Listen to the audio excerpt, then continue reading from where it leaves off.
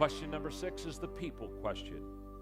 Have I included the people I need to realize my dream? Andrew Carnegie said, it marks a big step in your development when you come to realize that other people can help you do a better job than you can do alone.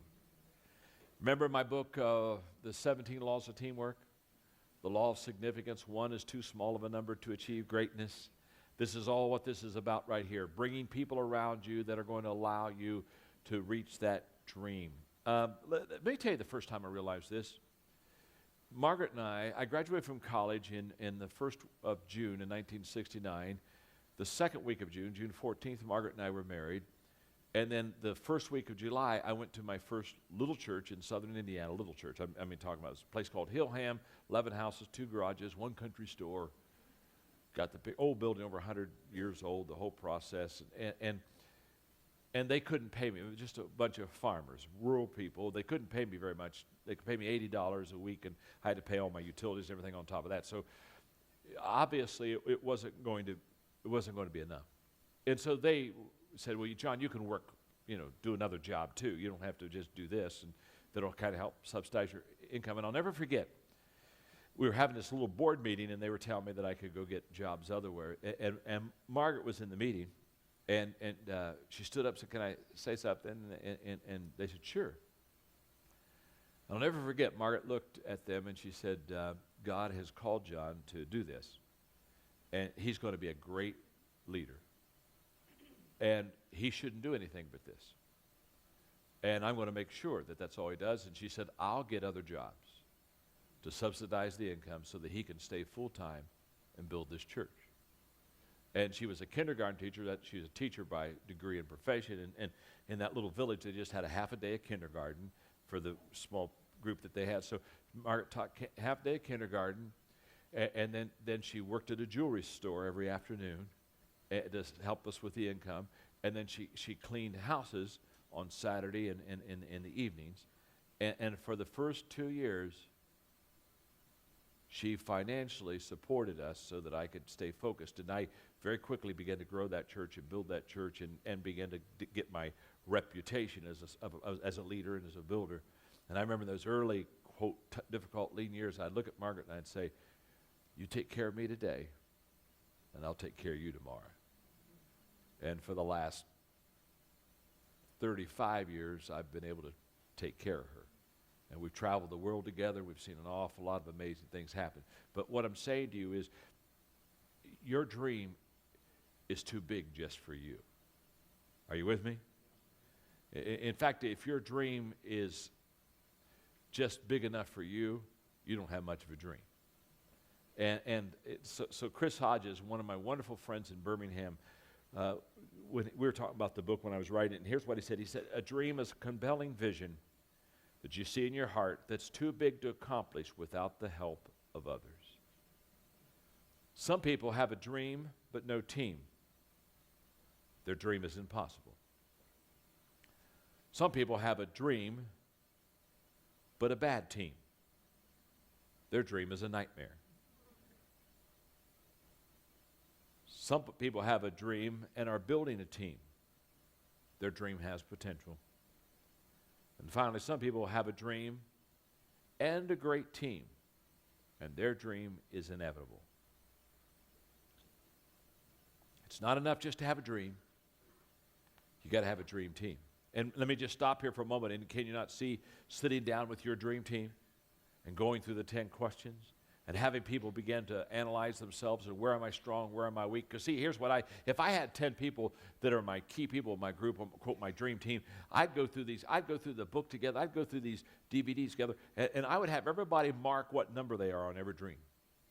And then I would begin to find people that were really high in the area. Maybe they did an 8 or 9 in one area, and somebody people that did a 2 or 3, and I'd begin to put them together. And begin to let the 8s and 9s mentor the 2s and 3s, and it'll go in and out. There'll be people on your dream team that will mentor you because they're better at one question than you are. Does that make sense? Just cross-pollinate that. Okay, the qualities. Let's talk about this issue of developing a dream team. Let me give you 3 thoughts. Here we go. You can read on your own the dream team kind of acrostic. My dream, number 1, my dream team includes people who inspire me. Oprah Winfrey said lots of people want to ride with you in the limo. What you want is someone who would take the bus with you when the limo breaks down. Who inspires you? When I wrote my book, Failing Forward, 12, 13 years ago, I flew out to Los Angeles. Robert Schuller has been a friend of mine for quite a few years. Every once in a while, I'll be on his program, Our Power. But I flew out to have dinner with he and his wife, Orvella, and I had my first copy off of the press of Failing Forward because he taught me more about possibility thinking than anybody else. And so I took the first copy out, and when we were having our dinner together, I pulled it out of my briefcase, and I said, Dr. Schuller, this is yours. You've been the one who's inspired me to learn how to handle failure and to have the dream and achieve the dream and get to the top. And when I'm in my office, I have a picture of him and me and standing with that book. But the question is, when you get your dream team, you got to ask yourself a very simple question. Who inspires you? Who really inspires and lifts you up? Question number two, my dream includes people who are honest with me. Now, folks, you got to balance yourself. There are just some people who just think you're God's gift to the world. Isn't that true? And they just tell you how wonderful you are, wonderful, wonderful, wonderful, wonderful, wonderful, wonderful, wonderful. And if you're not careful, you may actually believe that. You need somebody at the other end. Somebody that is, in your estimation, probably at times brutally honest with you. Now here's how it worked for me. When I was a young leader, I wanted just people to affirm me. And I didn't want anybody to come alongside of me, criticize, offer constructive criticism and that whole process. I just want people to affirm me. But as I got security and as I began to be successful, all of a sudden I realized that my Achilles heel was the fact that I didn't have anybody that could honestly help me see the difficulties and the realities of my life. And my brother is a highly successful business person. He knows business like I know leadership. And he's just major. And many, many years ago, I brought Larry alongside of me when I started founding companies. And I'd have him, when we'd go into our meetings, I'd always have Larry sit beside me. Because as I see the glass half full, he sees the glass half empty. He not only sees it half empty, he sees it stagnant. Wants to throw away the water. I mean, you got to understand, this guy is a major realist.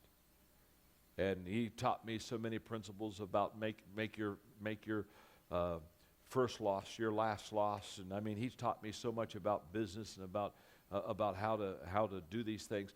And I keep him around me. You know why I keep him around me? I keep him around me because he's going to say not always what I want to hear. He's going to say what I always need. And let me tell you, only secure people will keep people around them like that. If you're insecure, you're just going to want a cheerleading squad.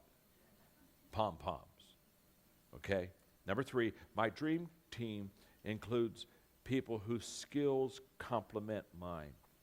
In other words, I want to have around me people that are different than me so they can make up for my weaknesses. All my dream team, all of my people that are around me are so much stronger in many areas than what I am. And they make up so much for what I don't have. Now, in this area of dream transference, or how do you make your dream their dream? This is huge.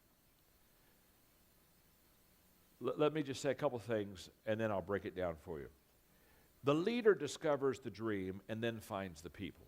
This is almost always how it works. The leader, a lot of times, births the dream. And then he finds, Martin Luther King, I have a dream, and out of that came a movement. You follow? So the leader, he kind of discovers the dream and then finds the people. And followers kind of find the leader, and then they find the dream. In other words, they buy into someone, and then they buy into that dream that person has. And to transfer, to make your dream their dream, you have to break it down into 3 different steps. The dream must be transferred, number 1, logically. In other words, you've got to go to the mind. Secondly, you transfer a dream, you pass it to others emotionally. You got to go to the heart. And then visually, you have to go through the other senses. Okay. So let me break this down, 3 things, logically, emotionally, and visually, and let me just take a moment or two to teach. Number 1 is logically. What people don't believe, they don't buy into. The ability to communicate your dream logically is the first step in gaining credibility with people. How? Number 1, by communicating a realistic understanding of your present situation. Here we go. Hang on. People won't reach for the future if the leader is out of touch with today. And secondly, by providing a sound strategy. You got to go to them logically. Let me illustrate quickly. My second church, we were really growing fast. I began to learn how to do this. I'd had my $100 interviews, and I really had this thing down. And we were beginning to grow very fast, and we needed to go into a multi-million-dollar building program. And you have to understand that I had never been in a multi-million-dollar building program. I was at that time 26, and already had one of the 20 largest churches in America. And we needed to go into the building program, and I was with people that hadn't grown for a long time, and they were kind of tight conservatively, and I knew I was going to have to unleash financial power. And we were also congregational, which meant the church had to vote on this program of building buildings and buying more land, and we were going to have to buy houses and move them, it was, okay. And I knew this. I knew that I'm a young leader. I haven't yet been tested much, and I certainly don't have a huge track record. And I knew that I had to win the argument logically. So at the congregational business meeting, I spent 2 months before the congregational business meeting, and when they came, I handed them a 20-page packet, of which in that packet I had answered every question I thought could ever be asked about a building program, including I had a 10-year itemized budget for financially how we could pull this off over the next 10 years. And I mean, it took me an hour and a half to go through that 20 pages with them, showing them logically how this could happen. And when I finished, we opened it to the floor for questions, and there were only 2 questions before they voted with a 96% majority to go into this multi-million-dollar building program. 2 questions, and one of them were, how many restrooms are we going to have? You know, when they start asking questions about the restrooms, you've won the day. Now, what am I saying? Transferring the dream, hey, you start logically. Are you with me? Got to go to them. Now, emotionally, you got to also touch them emotionally. When you present your dream logically, people will often stop resisting it, but that doesn't mean they will step forward to embrace it. To get them to connect with your dream, you need to connect with them emotionally. What people don't feel, they don't buy into. Here's how you can connect people to your dream on an emotional level. Number 1, show them the dream from their perspective. The number 1 mistake we have in transferring dreams is we teach it from our perspective. One of the first things a leader knows, let me stop and talk to you about this. One of the first things a leader understands is that to really get people to follow you, you don't talk to them from a leader's perspective, you connect with them from their perspective, where they are now. It's like Michael Faraday when he was working on experimenting in Britain about the first car. It's before cars were, it was before Henry Ford and the whole deal. And he had this device in his garage that he thought would be a car, and he was talking to William Gladstone, who was the Prime Minister of Britain at the time, showed him this car, of which the Prime Minister was not at all interested and kind of thought it was a silly idea and wasn't. And he could tell that he wasn't winning the day because what he was hoping to get is some monetary money from the government. That kind of sounds a little familiar right now, doesn't it, huh? And he was trying to get, some financial support, and he saw he wasn't winning the day, and finally said, Mr. Prime Minister, because Mr. Prime Minister finally said, what's the advantage of it? He said, well, someday you'll be able to tax it. As soon as he understood he could tax, he said, I think we got a good idea here. Now, here's what I'm saying to you. Doesn't matter what you know. Doesn't matter what you feel. If you can't get the other person to feel it like you feel it, to see it like you see it, you'll never transfer it. And you won't get them to feel it like you feel it by talking about how you feel. You've got to start where they are. You've got to find that common ground. Number 2, you not only help them see the dream from their perspective. Number 2, show them your heart. Let them see. Let them go inside of you. In your notes, to transfer the dream emotionally, You need to let people see your heart and your hope. Sharing your heart tells your story. Sharing your hope tells the story of your dream and how it will impact the future. Number 3, you have to let them see it visually, because people do what people see. Let me illustrate. Again, back at Lancaster, Ohio, my second church. Now, you won't understand this, and this is not your world, but let me just tell you that in the 1970s, churches grew by having buses. And they would go take buses and go get people and bring them into church that way. And it was called a bus ministry. And that's what I learned when I was out there talking to the big boys. So I went back and I bought buses. And I said, I want to bus them in, the whole process. Well, but my people had never seen this happen, and so I put them on a bus, and we were in the central part of Ohio. We went up to Canton, Ohio, to a large church that had a great bus ministry, and I took them to a bus conference for 2 days and let them see it, touch it, feel it, watch it, ask questions. I exposed them to successful bus ministries all over America. I'll never forget, we got on that bus. It was about a 3.5-hour drive from Canton back down to central Ohio, Lancaster, where we were. And for 3.5 hours, I watched people on that bus talk about how they were going to start a bus ministry in their neighborhood. And I mean, they cried and they prayed. And I mean, as we're going back, I'm saying, this is what happens when you expose people visually to your dream. You've got to let them feel it. You've got to let them see it. You've got to let them taste it. You've got to let them touch it to buy into that dream.